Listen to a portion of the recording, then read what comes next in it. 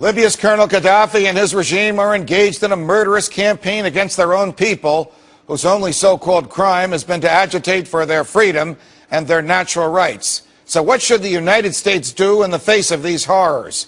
In a recent Rasmussen poll, 67% of Americans said the U.S. should leave the situation in Arab countries alone, and only 17% said we should get directly involved. But should America stand by while innocent freedom fighters are slaughtered? Joining us now, the host of Anti-War Radio, Scott Horton. Scott, it's a pleasure. Welcome to Freedom Watch. Thank you for having me. Here's the dilemma that I face as a libertarian who believes in small government, who wishes that our relationship with other countries would consist of happy relationship in which we engage in free commerce between them. These people in Libya are obvious monsters, the government, and they obviously are killing innocent people only because these innocents are asking for the natural rights which we take for granted here. Question, should we do anything? Should we send them blackberries? Should we send them cash? Should we send them bullets? Should we send them encouragement? Or should we do nothing and let them die?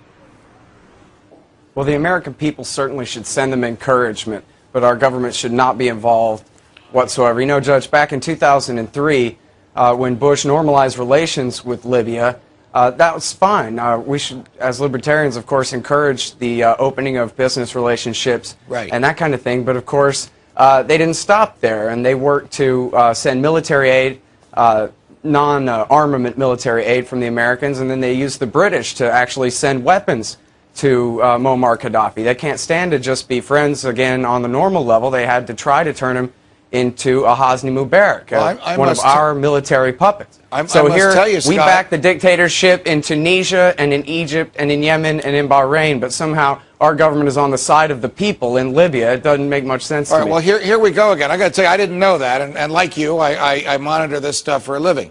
You're telling me that the American government, either directly or indirectly, has supplied Muammar Gaddafi with weaponry. That would be as reprehensible as the American government having supplied Hosni Mubarak, with the tanks that we thought were going to kill people in Tahrir Square, but didn't.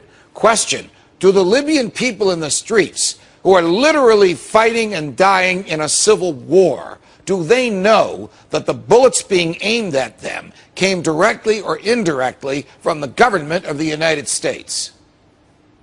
Well, you know, through the history, most of Libya's military armaments have come from the Soviet Union and the Russians in the past. But yes, in the past few years, the Americans have been sending training and equipment and arranged for General Dynamics to sell a giant $100 million plus deal for helicopters to go to Muammar Gaddafi there. Right. Whether the people of Egypt know that, or the people of Libya understand, apprehend those facts or not, I'm not certain, but they do know for sure, Judge, that America backs every dictatorship from Morocco to Iraq. That we're not on the side of the people of the Middle East. We never have been. We support the dictatorships in every country in the region. Well, then is Hillary Clinton telling the truth? Is the President of the United States telling the truth when they call for Gaddafi to step down? Or do they want him to step down so that someone of like mind would replace him?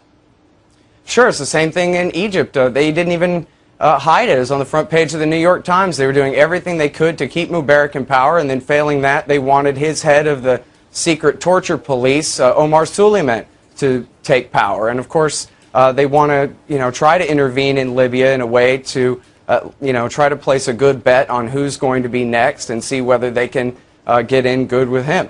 Same thing for Bahrain. If the protesters there or in Yemen, if they're successful in overthrowing the dictatorships we've been supporting thus far, of course, they'll be trying to intervene as best they can to make sure to be friends with whoever's next. It's a very difficult problem. My heart is with the people in the streets, but my head is with you, saying we can't get involved in fights like this, and the people have to decide for themselves. Thank you, Scott. Thank you. And, Judge, they don't need our help. The people of Libya are winning, and Gaddafi's days are numbered. Got it. Thank you.